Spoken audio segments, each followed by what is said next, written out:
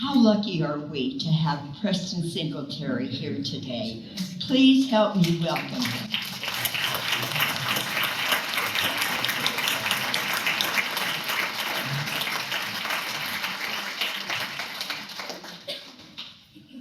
All right.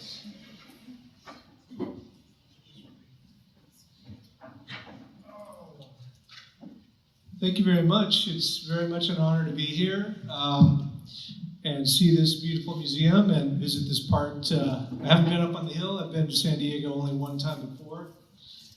So this is really fun. And thank you all for being here, coming out to see this presentation. Eagle's Journey with Raven. So I did make this big exhibition called Raven in the Box of Daylight. It's kind of reflective of an ancient mythology, Tlingit mythology, and but I'm from the Eagle moiety. So the Tlingit tribe is split in between two different sides. You've got the eagle and the raven. So I'm from the eagle, and so I'm kind of experimenting with new ways of telling, making presentations. So you're going to have to bear with me. I kind of go a little bit far out, but I'll always bring it right back to the center where I want to take you and show you lots of aspects of how I developed my interest in mythology and a lot of thoughts around that, sort of thoughts around creativity and what have you. So here we go. This was, so Seattle, yeah, I grew up in Seattle. My great-grandparents moved to Seattle in the 20s, which was actually my great-grandfather, blood great-grandfather was killed in a sawmill accident, and then my great-grandmother remarried a Filipino man. This is some of me in my traditional regalia with my very young son who's now 23. So, but it's a great photo showing some of our traditional clothing regalia, we call it, the things that represent our family. And this is my wife Osa, so she's here with me today. Came to visit San Diego with me, and just a little bit about family background, right? Because my father, who had the same name as me, was actually a very famous fly fisherman. He was a great outdoorsman. He spent his whole career working at Boeing.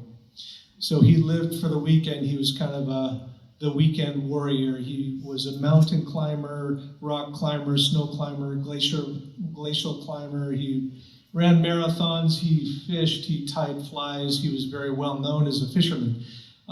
In fact, we would often get mistaken for each other because we had the same name.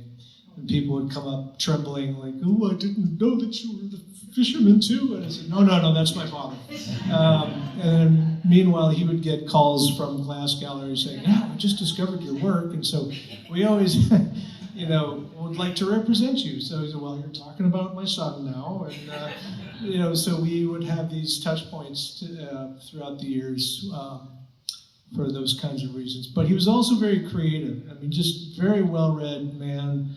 And my mother also, both of them played music, sort of Delta blues and singing folk songs and what have you. And my mother was also very much into handicrafts, did a lot of work with her hands and pretty much anything you would find in home and gardens, or crocheting, macrame. She was actually a master sort of macrame person, for those of you who know what that is still.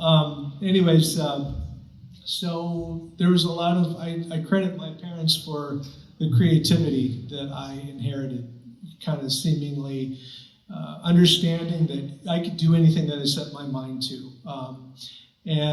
So this is May 18th, 1980, coming right up here on our an anniversary of that date, the eruption of Mount St. Helens. And so I always say that this kind of fostered my glass career, because there were some artists in the Seattle area who took the ash from the volcano, and the basis of glass is silica, so they would melt it and they would blow glass from it. So this factory called the Glass Eye Studios grew rather quickly, and with it, a good friend of mine, Dante Marioni, whose father, Paul Marioni, was involved with the school and involved with Pilchuck Glass School, what have you. And of course, as mentioned, this was my first passion, playing music, and my preferred profession would have been rock star, yes, but I could never find it in the box where you check what you like your profession to be. But so this was something that I did quite seriously, but with no real hope of actually making it. So I kind of fell back on my art career in the end, in a lot of ways. But so this is Dante Marioni here on the right, and he was the guy that got me the job at the Glass Studio. His father, as I mentioned, Paul Marioni, was the first glass artist I ever met. He was involved with Pilchuck in the early days, and so that's how we got exposed to all of that. Lino Tagliapietro here in the center, the Italian glass master who we befriended and became really close with him, worked with him quite often over the past 40 years. But I also, this is the studio of Benjamin Moore, another guy that nurtured me and gave me a lot of opportunity to work in his studio, working with many different artists. So I learned through practical experience. I didn't go to art school per se. I did go to Pilchuck, and that was where I was exposed to an international group of artists that would convene there, just kind of a random selection of people, but an international student body and faculty as well. But anyways, so I owe Rich Royal here sitting at the bench and Benjamin Moore. They were really my teachers. And so we, incredible people. I had the good fortune of calling friends. So here, the thing about glassblowing really is about the teamwork. And that's, you saw a big team in the previous slide, and we were working for a man named Dan Daly, but glassblowing is all about teamwork. It's about this cooperation, and a lot of people say that we look like dancers out there with the glass, and sometimes, we actually feel like dancers with a lot of choreography involved, unspoken communication and understanding what to do with the glass piece. But so this is a road up in Sitka, Alaska, where my great-grandmother actually comes from. So this is the Tlingit Way. I guess that's the only Tlingit way there is up there. This is my great-grandmother in the center. She was the one that is kind of the matriarch of the family. She lived to be 100 years old. She passed away in 1981.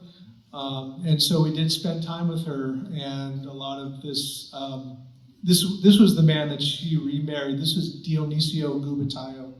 He was a Tlingit man who had traveled to Alaska for the work and canneries and fisheries, fishing industry. So he fell in love with my great-grandmother and married her and took her 5 children and had a few more when they got to Seattle. And so there's a lot of Tlingit connection, or a lot of Filipino connections in my family. In turn, my grandmother actually married a Filipino man, and so technically I'm a Tlingapino. And so here we are at the Raven in the Box of Daylight. So this was a major show. I put this version of this presentation together for when I went out to DC for this exhibition. And I'll kind of skip through this, and then I'll segue into other things.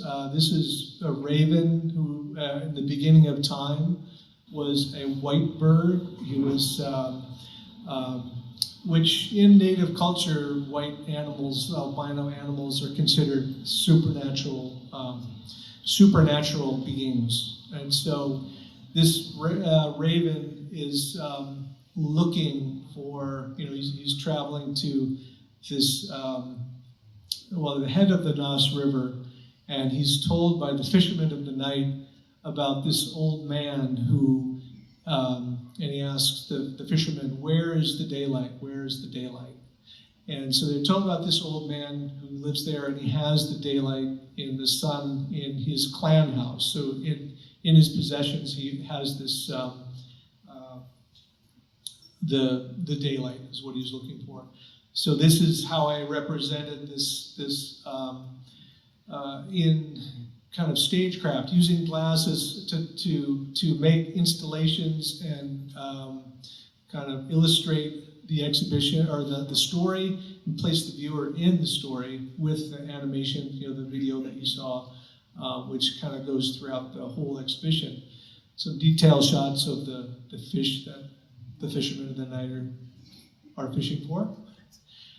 So he learns about this old man, and he goes to visit him and asks if he can, come in and visit in his clan house. And the old man will not allow him into the clan house. So he learns about the daughter who is transparent and has no name. I'm not really sure why, but that's how different versions of the story, how we brought all these ideas together. So I was able to make this transparent, the daughter here. So this is where it's like, okay, hard left here. They're shifting into some of the work that I started doing when I was working in Benjamin's studio and developing my own work. These pieces are they're kind of large for glass blown forms. They're about 20 to 26 inches tall. So here I'm just learning and trying to develop my ability to handle the material and create a shape, create a form, and start to show in galleries. So this is kind of the formative years. These are actually after I spent time in Sweden when I was courting my wife in 1993, and kind of inspired by Scandinavian bottle ceramics, bottle forms. I called this the genies. They kind of remind me of like genie bottles. And then, of course, the Italian influence was quite strong in my early work, and working with these decorative objects, but mostly like, I don't know if you can see it, but decorative art of the 30s and 40s. That's the thing that really appealed to me. And this was actually inspired by Napoleon Martinuzzi, an Italian designer for Vanini, but I call these the Prestonuzzi series, so honoring that kind of connection. But really, this is the first piece that really I made, not this actual one. This is a form that I continue to go back and visit with, it's kind of like a canvas, and I can change the design work on this form. But if you turn this upside down, it's a hat. So traditionally, it's made out of basketry, weaving, and oftentimes they're painted with design work. And so, but as a glass blower, I mean, there's probably not a glass blower that has not tried to make this shape, this sort of flared bowl. And so to me, it really just looked like a Northwest Coast hat. And I'll tell you a quick story about my aunt, who was really excited that I was exploring this, putting this design work onto the glass. And I started doing that in about 1988. And so she came and saw one of my early pieces at a holiday open house that I had at Benjamin Moore's studio. And usually, we, the assistants, would have like a little card table over in the corner, and Benjamin would have these beautiful pedestals and lights and what have you, and his pieces were well lit.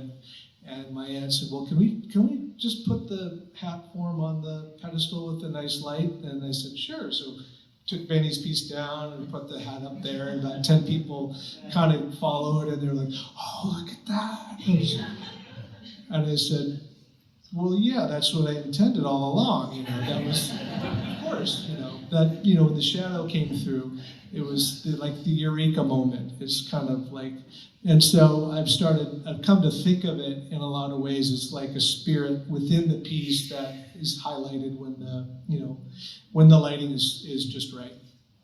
And so, just a little bit about, my thoughts around creativity and this whole spiritual kind of connection that I've developed to the work. And this was something that in high school, a lot of people were reading Carlos Castaneda books, and this was something that I think has been sort of debunked in a lot of ways, because he wasn't necessarily hanging out with a Mexican shaman, but he was writing in the LA County Library, but there was a lot of things about it that were really, really fascinating, and the whole idea of navigating within your dream time, and finding your hand and realizing you're dreaming and you could go places in your dreams. So this was something that I found very fascinating. I wasn't raised with any religious instruction, so I was really open and searching for things and reading, dabbling in reading, not like deep dive studies or anything, but came to understand about Joseph Campbell and his study of mythology and his comparative mythologies and reading into the symbolism about the mythologies. This was something that really I just discovered, and there was the power of myth. There was I found a cassette version that had Bill Morier's interviews with Joseph Campbell, and it was this is very apropos because because I didn't pursue my music in the first place, but I kind of accepted the fact that okay, I'm gonna do this work with my cultural background, and so I reconnected with it or connected more deeply with it. And so what I learned, and so this is where I'm trying to sort of build. This is my own personal mythology, right? So this is the hero's journey. This is the archetypes of all the different aspects that that a lot of mythologies are built around. You could say it was Star Wars. You could say it was the Wizard of Oz. There's all these archetypes that just keep cycling through, and so this is my own sort of personal hero's journey, I guess you would say.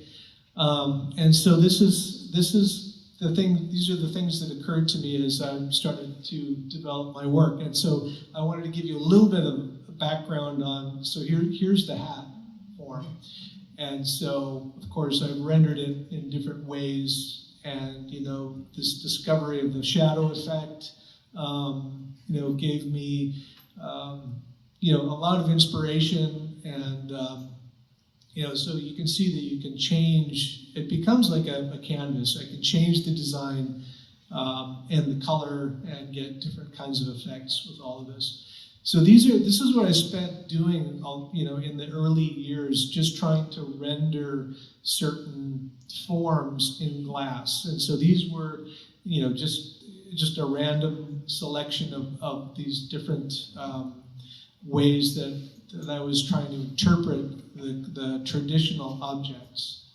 So, going into these ceremonial rattles, these are probably the most complex things that I can do. It involves lots of different details and what have you. So that exploration of form. And as my skills grew, so did, the work changed and evolved. So a lot of these things are, were made originally for a specific reason. There could have been, and these particular rattles were probably used in healing rituals and what have you. So that's what also really inspired me. The whole idea that these are objects that were used for this spirituality of the community. These are things that were probably made by an individual based on some kind of vision that they would have had. The shamans would have lived in isolation and observed the natural world and brought knowledge of healing to the community when they needed it. So these are ways that I've interpreted all the different kinds of objects that were made for use, made for ceremony, and what have you. So these, these are just endless amounts of inspiration there, and playing with lots of different approaches. This is a sheep horn spoon, and then so this is kind of inspired by that form. So a lot of these forms are really, really beautiful and elegant. So I like to play with all of that. Traditional canoe paddle. This is a full-scale canoe paddle. It's cast in glass and into a mold. This is a shaman's healing amulet. This is a soul catcher. It's used as a straw to extract sickness out of an individual and blow it in a different direction. This is a tana. This is a copper form. This is a money piece that would be display. It would be represent the wealth of a particular chief. And so there's different ways that I've explored these kinds of concepts. A few detail shots, because it's not often that you can get really close to these things and see them in this way. So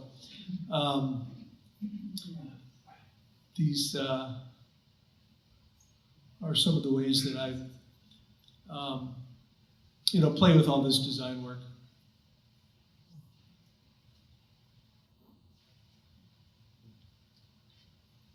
And one of these days, the next slide will come up that get back on track here.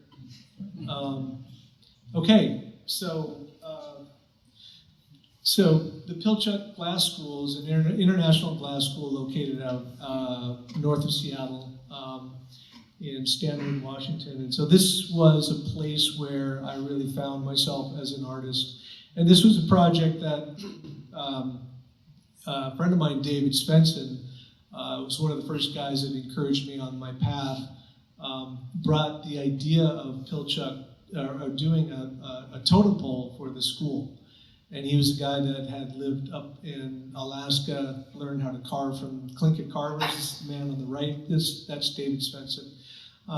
And so a few years later, I've been getting more and more involved with the school, and I brought the idea, the school was in a transition, I brought the idea again back to them about doing a totem pole, and based on my own kind of trajectory as an artist, the artistic director agreed to let us do this. Well, actually they got approval from the board, and the reason that we did this was because John Halberg was the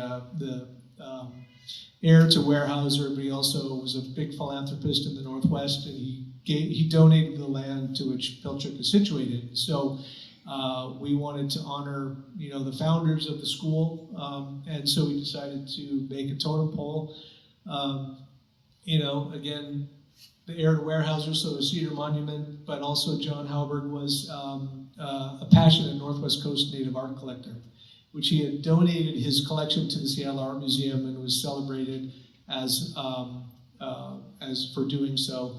But he also repatriated a ceremonial dagger to a family in Angoon, and so as a result, he was given a Tlingit name. So we created a class that was surrounding the finishing of the totem pole, and so this was some of the students, and 6 of them are Native American. This was the only thing that I actually contributed to that totem pole. I don't carve wood, but I made this hat for it, so it was going to be standing on top of on the totem pole, what you'll see in a bit. Anyway, so of course we have Dale Chihuly. So this is Dale's character on the totem. So by tradition, the totem pole should tell a story, and so this is the wolf headdress, because John Halberg's name was Gooch Kiates, which means dark wolf. So we embedded all this symbolism. This is the dagger that John Halberg had repatriated, so we went to the community, we asked permission, to make a copy of it in wood, and then we transformed it into glass. And there you can see the copper form. So that denotes John Halberg of being a wealthy individual, and so some of the symbolism there. So we had elders come down from Alaska to help with the ceremony, and as a school we came together and installed this totem, and in this moment climbed up on a ladder and placed the hat on top of the totem. And because David Svensson was also a neon artist and a glass blower, he created these neon tubes that were illuminating these glass castings from behind. So it was quite, I thought it was quite, groundbreaking. It's the only one of its kind, really, that's ever been made. So here's the dagger, again, being illuminated. So, but that sort of brings like the abalone inlays into the work, or the northern lights. So there was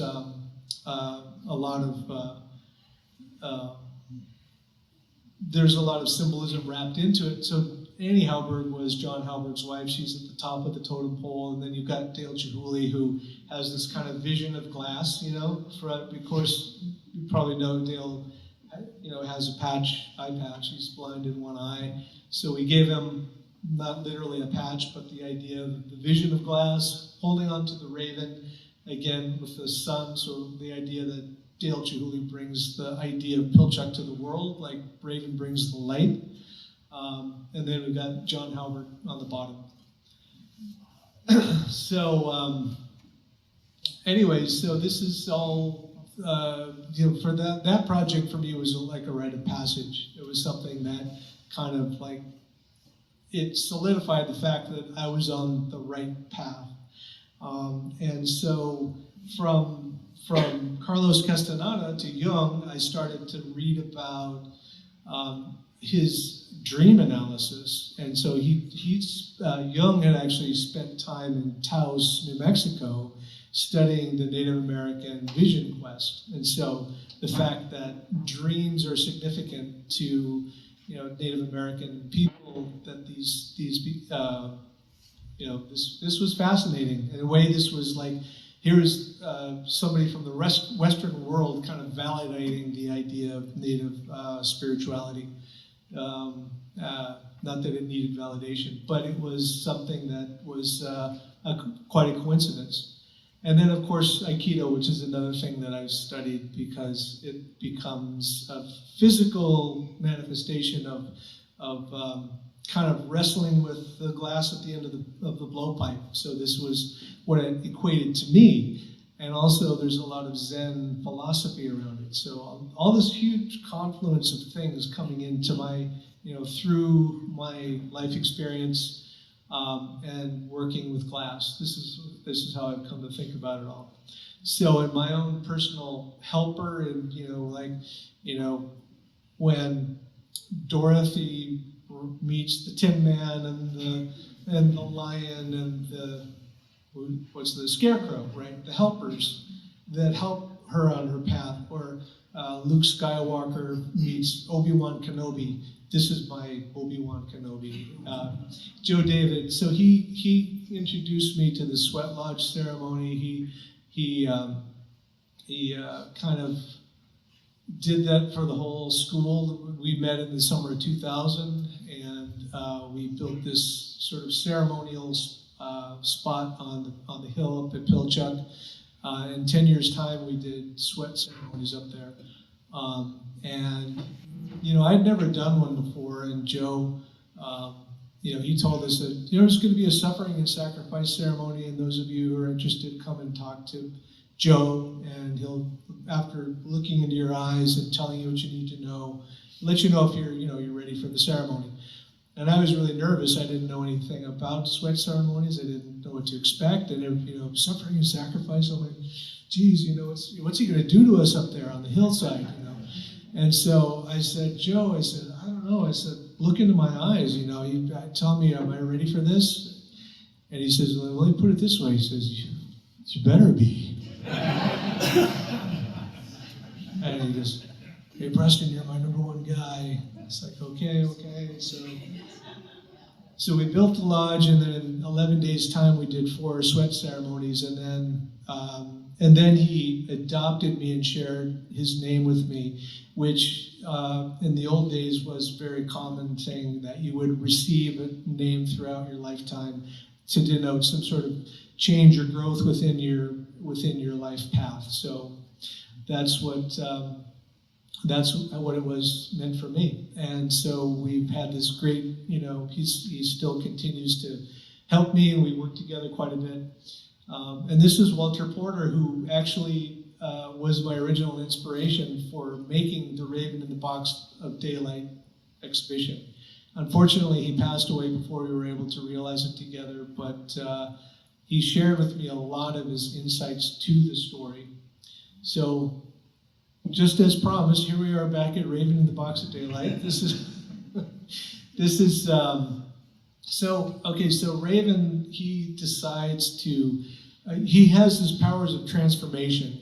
And so he transforms himself into a speck of dirt, and he floats down the river. And the daughter, who goes up every morning to scoop up the water, to drink, she's always, she has attendants with her, or servants or whatever. And so they take a feather and they draw it through the water in this ladle, in my version of the story. And well, actually you can't see it, but there's a little droplet, there's a clear drop of water in there. And inside you can see Raven, who's transformed himself into a speck of dirt. So they cast out the water, they foil his plan, and then Raven has to think of another way of getting into the clan house. So this time he changes himself into a hemlock needle. So this is Raven in this kind of mobile, kind of a Calder-like mobile, and then moves around. And so he's deconstructing himself and changing himself into this hemlock needle. This time he floats down this spring, and she scoops him up, and she doesn't see it, so she swallows this hemlock needle. Now Raven's inside of her, and he transforms again and transforms into the baby. So he grows inside of her, and he's transforming inside of her stomach here in this piece. And so when it comes time to give birth, apparently, in the old days, they would dig a hole back behind the clan house, and they would line it with furs, and the child would be born under these furs. Well, she's having a hard time giving birth, and so a medicine woman comes and says, change the furs and replace it with moss. And when they did that, the baby came easily. And so now Raven so this is how I kind of illustrated Raven transforming. So he's changing, he's in mid-transformation here, he's transforming into this human child. And so the old man is ecstatic because he now has a grandson. And he can't deny anything to the grandson. So now he's inside of the clan house, and so beyond this wall is the interior of the clan house. After I talk about my team here, is this a little too disjointed? So my accomplishments are not my own, but those of many. And this is a Maori proverb, and it just kind of talks about the intergenerational knowledge that is transferred from generations back, to passing it on to whoever will do it. I just happen to be doing it with the material of glass, but also this is my team that helps me. These are all the folks that help me in my studio, making all the work, different aspects of handling the pieces. Anyway, inside the belly of the whale. This was the how Raven is now inside the clan house, and so he's wandering around, and he's very precocious and mischievous child, and he's playing with all these objects and handling them and picking them up. And this is the old man's wife, and then the old man back there inside the clan house. So he comes to these boxes, and the first box he finds, he's playing with this box, and he's carrying it around, and sitting on it and eating on it, and it's the box that contains the stars. He opens up the box, and he takes the stars and he tosses them through the smoke hole in the center of the clan house, and they take their place in the heavens and lost the treasures, forever, the old man's treasures. So, the old man scolds him and, reprimands him, and after a couple of days he forgets that it happened. So the boy encounters this next box, and it's the box that contains the moon. So he's playing with it, and, just being very coy, and finally when no one's looking, he opens it up and he sees the moon, and so he tosses it through the smoke hole, and it takes its place in the sky, in the heavens. And then finally, he's reprimanded again, and he's punished. And so when it comes to the third box, the box that contains the sun, the old man's like, no, not this time. You can't have that one. And so so this boy, he starts to fuss and cry, and he's screaming, and he's, yelling and carrying on, and he's refusing to eat, and he's, writhing around on the floor, and and everybody thinks, and then he gets kind of weak, and he's like tired, and everybody thinks, so the child is, is not going to make it. But the daughter goes to the old man and says, is there anything more important than your grandson? And the old man says, of course you're right. So he puts the box down and goes, don't open the box. So, but what happens, he's getting tired of being in human form, this raven. So he decides to transform himself back into a bird, and he grabs the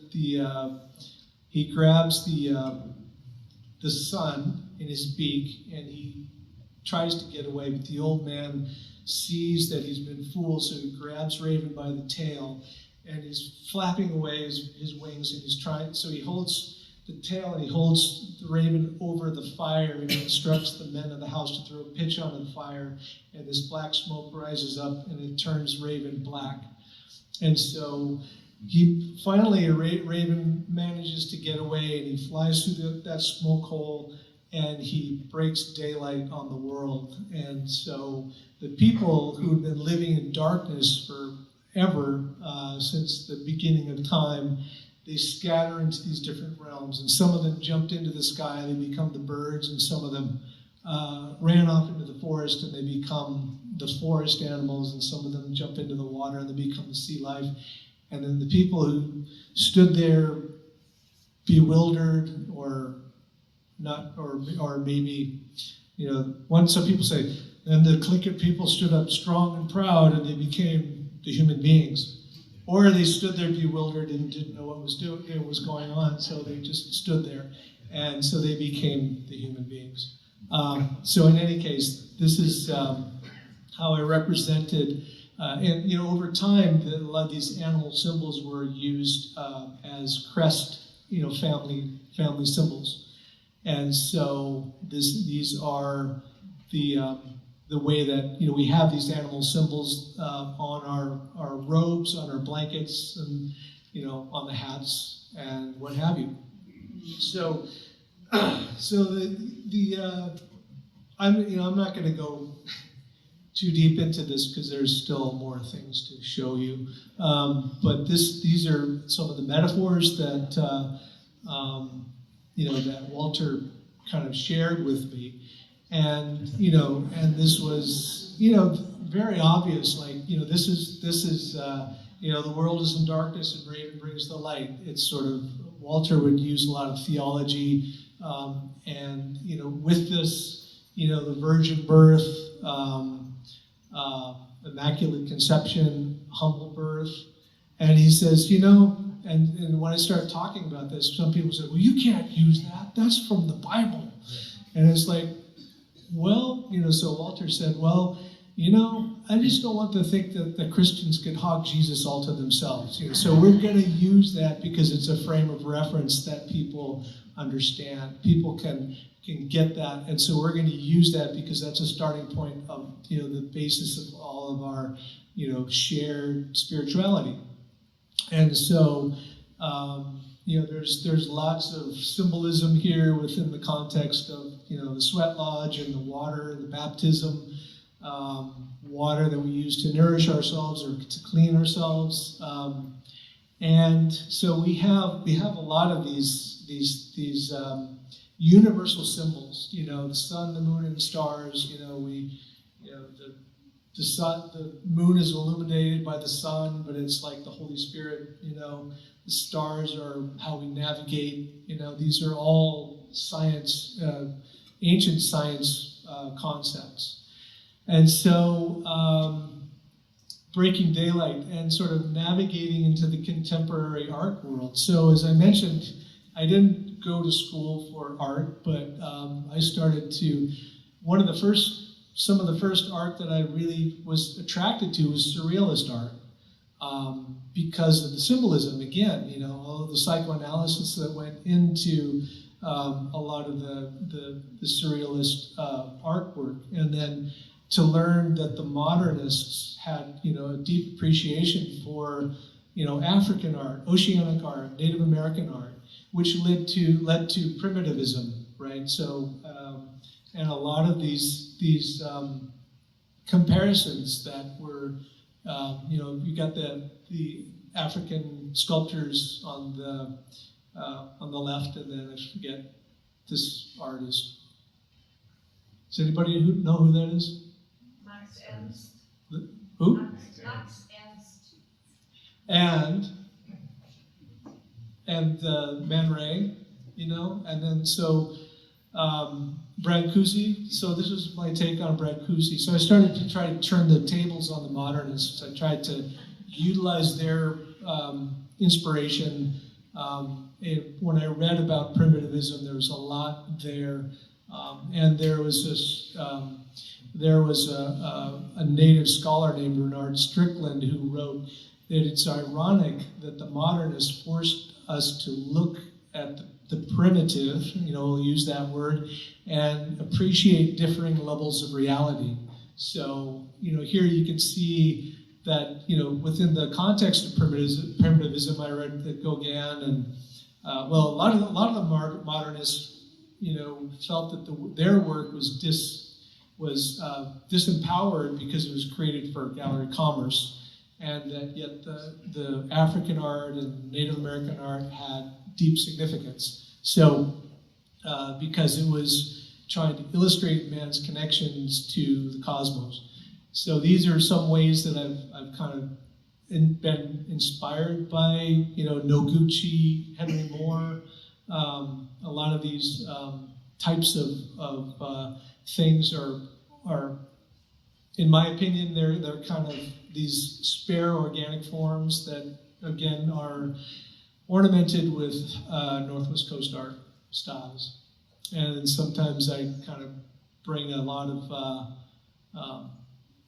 my own kind of mythologies or different ideas into the story, into the forms. This is like to me, almost like a Noguchi, but it's sort of an oyster shell.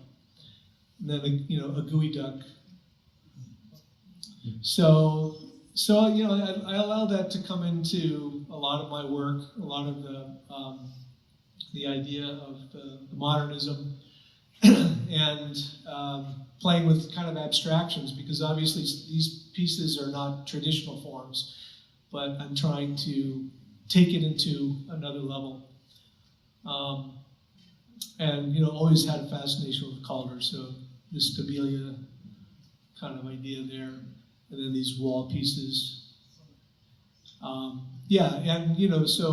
a lot of these symbols, sometimes they do have meanings, and sometimes I like to use my mentor Joe David. One time, everybody wants to know, what's that, or what's obviously this is a frog, but so what's this, or and he will say, "Oh, this one's wonderfully non-representational." So in some cases, this is actually kind of an abstract version of a killer whale, and you can see he's unfortunately eating this seal here. But anyway, so this is a little bit of what I do.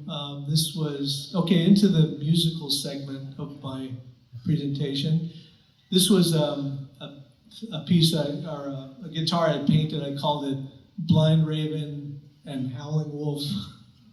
And it was given to, no, it was auctioned off in Seattle. But, so I have this group called Ku'ik. It is potlatch in the Tlingit language. And so kind of simply defined, it's kind of, it's a ceremony. It's a much more significant ceremony, but it's also kind of sharing of songs and dances and stories and art, dedicating, totem poles, giving names to people, ironing out the tribal differences between the clans. And so these are some of the album covers that we've done. And this fellow here, Bernie Worrell, was a real significant person. He was a keyboard player for Parliament Funkadelic, and he played with Talking Heads. And anyway, just an amazing musician. I mean, he's not known in the broader, more pop art, but those of us who know his music was sampled by lots of rappers and what have you. But anyway, so we met in the summer of 2013, and we spent 3 years working together.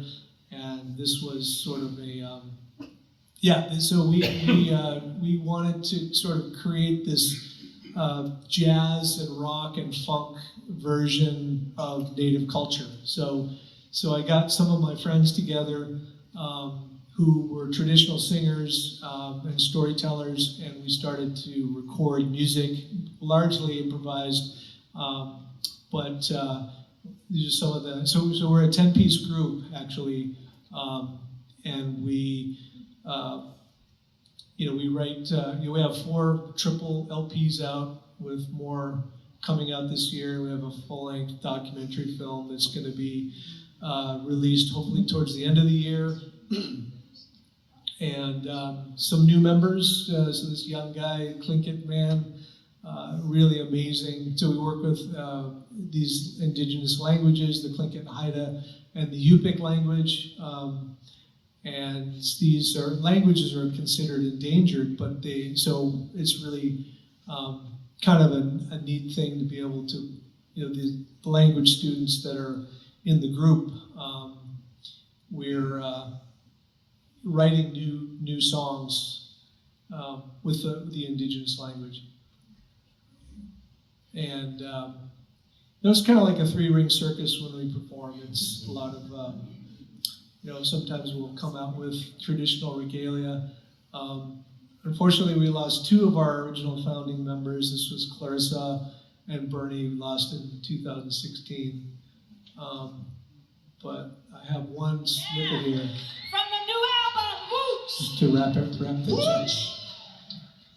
Hey, we're bringing a brother up here, a nephew. This is our nephew here. Air Jazz. Achunim. Achat.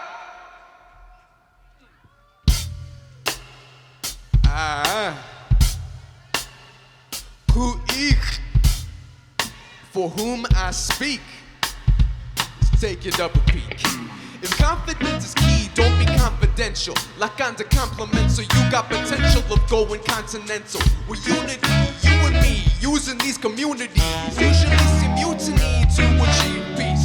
Orbiting north with no form of revenge, proportionate to the force, don't go over the edge. Equality is out their league, they can warm up the bench. When they want to see you speak, they will board your ship.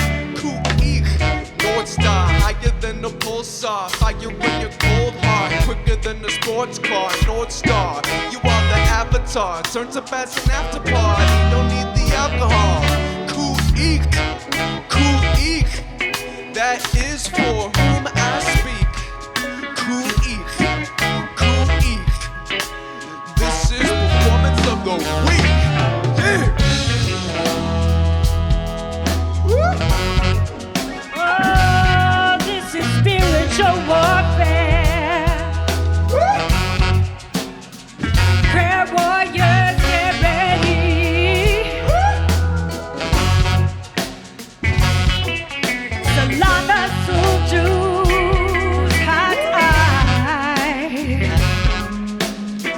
ويكتش أخلي توك سقيق يكو إيخ أنت وناغو يشلين جتش كفليك وجه كنك جسكت كنك نيغو ويكونك دتش خن شتوغا خدتي وش خن يهودتي إخسا خلتك يوان كد خيانها تلت أدك لغن دانا دك وستيتن سيكو يجي هاني توتس خن يكنا إخسا خن سكو إيخ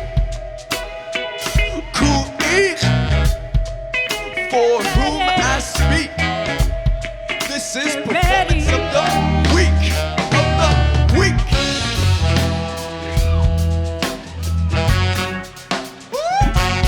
This is spiritual warfare.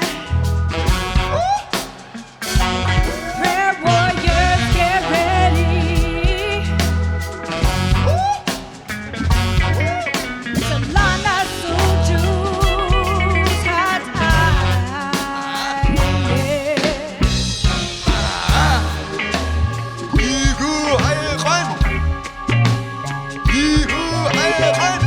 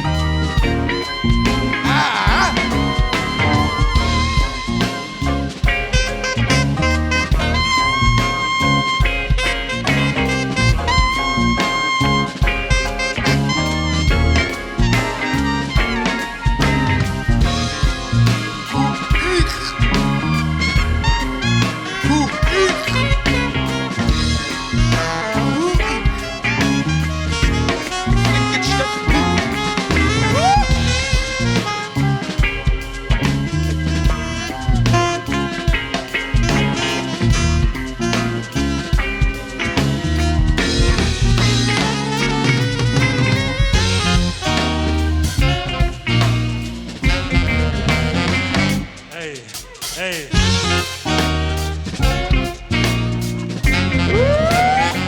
Spiritual.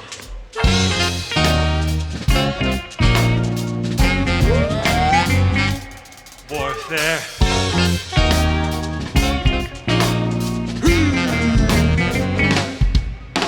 Spiritual warfare. None of us want to go there, but we must do what we must do for the ones yet to come here.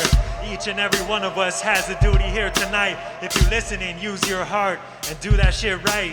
Educate the next generation up and coming and lift them up with everything that you got and do something. Don't just stand back and be like, oh, that's so sad, man. Rise up and do what you can. Hey!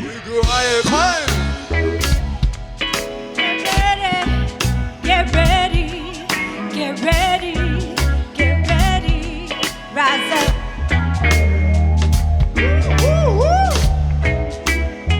Do what you can. Rise up, rise up, rise up. Get ready, get ready, rise up, rise up. Do what you can.